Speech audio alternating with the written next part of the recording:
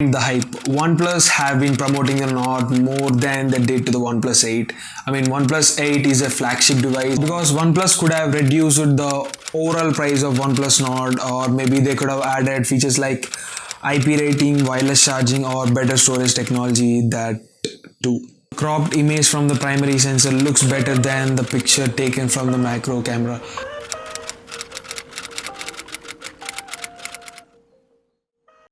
And again, this is a straight up video for those who missed the pre-booking sales of OnePlus Nord and who are planning to buy in the next sale, which was supposed to be happened on 17th of August, but the notification has been removed in the Amazon website. And I've checked the OnePlus website and it still shows stocked out.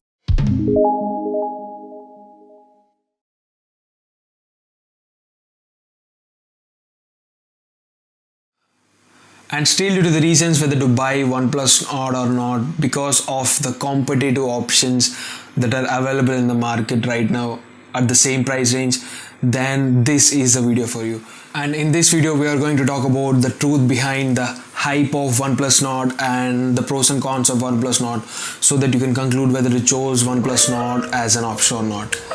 So, hey guys, this is Aman Kethineni and you're watching HAPtech. Let's get started.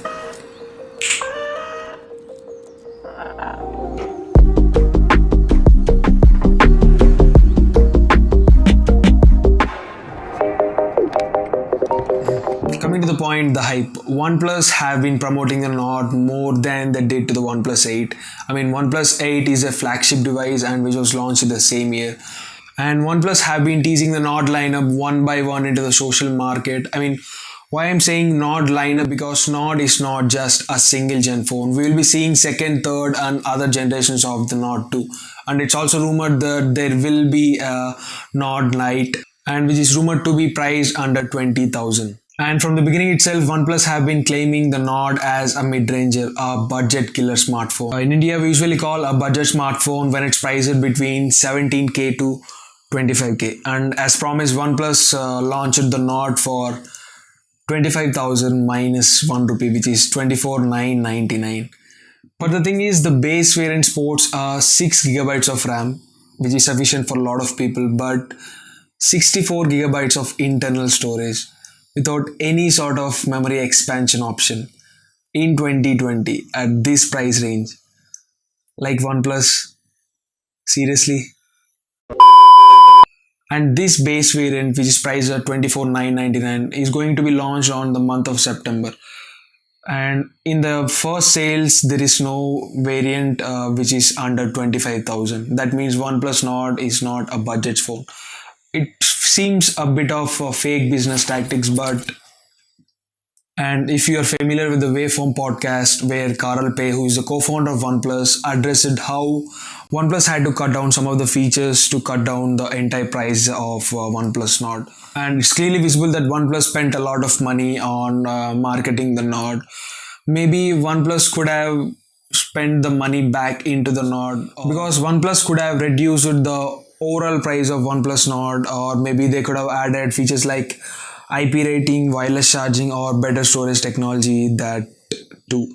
Why I'm saying this? Because if I give an example, Tesla, which is one of my favorite companies, they say that they don't spend a lot of money on marketing. They don't spend a lot of money on advertising or promoting their products. They claim that they spend the money back into their products to reinvent them, and maybe OnePlus could have done that too, because it's like OnePlus promoted the Nord way too much. OnePlus got hype all around the world. At the initial stages, OnePlus Nord is available only at certain markets. In Asia and Europe, these are the markets where OnePlus is available at the initial stages. It's like OnePlus did the promotions of Nord like how Vivo and Oppo does, especially in the offline market. Sometimes Vivo and Oppo do so aggressively that people get annoyed sometimes because of those marketing, especially in front of those offline stores. And I have one of my experience where I got frustrated because of those offline marketing strategies of Vivo and Oppo. I'll tell you my experience in a short way, and again, you can skip to this timeline of the video for the conclusion and the pros and cons of OnePlus Nord.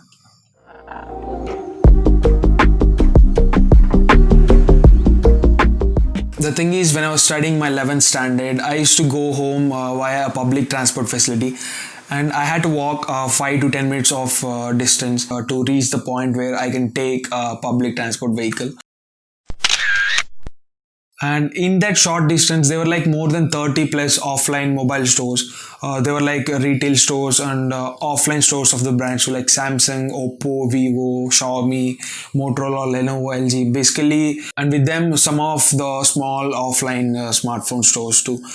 The thing is, I remember that there were like 7 points on the pathway, and for each point there will be one or two persons standing and distributing the brochures or leaflets of Oppo and Vivo. And when you pass through that offline stores, they'll hand over the brochure to you. And again, it's up to you whether to take the brochure or not. But the thing is, I didn't realize, and I was taking the brochures every time. And after reaching the end point, when I look into my hand, there were like more than 10 of those brochures that were handed over to me.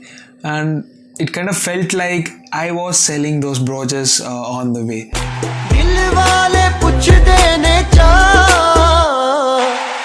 No, don't cue the music. And after that, I'll just throw it in the dustbin, or I'll just put it in the bag, and after reaching home, I'll just throw it in the garbage. The thing is, after 1 year, when I was shifting some of the books in my bag, and when I observed my bag keenly, like there were like hundreds of those brochures that were stuffed at the bottom of my bag. Now you can cue the music. I felt very bad because why I didn't say no all those days, and after that obviously I didn't. And this sounds a bit different because social distancing wasn't a thing 2 years ago. Why I'm saying this because of those offline market strategies of Oppo and Vivo, because of that marketing strategy, and it's obvious for this sort of product the high level of marketing required. But I don't think, but not at this much of level. Maybe OnePlus could have invested Okay, before talking about the pros and cons, I just conclude in the sense of two-person. If you are a person who is a brand lover or a fan of OnePlus, where the specifications and the value for money is not the top priority, and if you're a fan of AMOLED panels, then OnePlus Nord is the option for you. Second person, in the sense that if you're a person where the value for money is the topmost priority, and if you're a heavy gamer where the specifications are also the topmost priority, I'm not saying the OnePlus Nord is not the option for you. I'm saying that OnePlus Nord is not the only option for you because of the competitive options that are available in the market right now. Since you came this far on the video, I do appreciate if you like and subscribe to the channel, and you can also follow me on my social media handles right here. And why you should also consider these competitive options in the market. For that, you need to know the cons of OnePlus Nord. Talk about the first con. OnePlus Nord's primary camera is not capable of recording 4K at 60 FPS. And when OnePlus revealed the specifications of OnePlus Nord, a lot of questions raised that why the rear camera is not capable of recording 4K at 60 FPS, even though processor, the 765G which is used in the OnePlus Nord, is capable of recording at 4K 60 FPS. Even I got the same doubt, but after doing some research, I found that it's not because of the software limitations. And OnePlus claims that it's due to the ISP limitation of the processor, for which they had to limit the recording only 4K at 30 FPS. The second con is that OnePlus Nord doesn't have UFS 3.0 storage. I mean, if you consider Realme X3, which is at the same price range, has UFS 3.0 storage, and OnePlus Nord has only UFS 2.1 storage. And coming to the cameras again, I mean, this con is not the deal breaking, but I can say that this is not a selling point for the Nord. Nord sports a quad camera setup where only the primary 48 megapixel and the wide angle cameras are useful. The other two cameras doesn't make any sense because OnePlus Nord has a depth sensor where the software can also do the work of depth sensor, and because of the absence of the telephoto lens, OnePlus Nord is not capable of the optical zoom, and it's limited only for the digital zoom. And the other camera, the macro camera of OnePlus Nord, I mean the 2 megapixel macro camera doesn't make any difference on the pictures. And I've been testing a lot of quad camera smartphones sporting a macro camera where 2 megapixel doesn't make any sense, because these are the pictures. If I give you an example, the cropped image from the primary sensor looks better than the picture taken from the macro camera.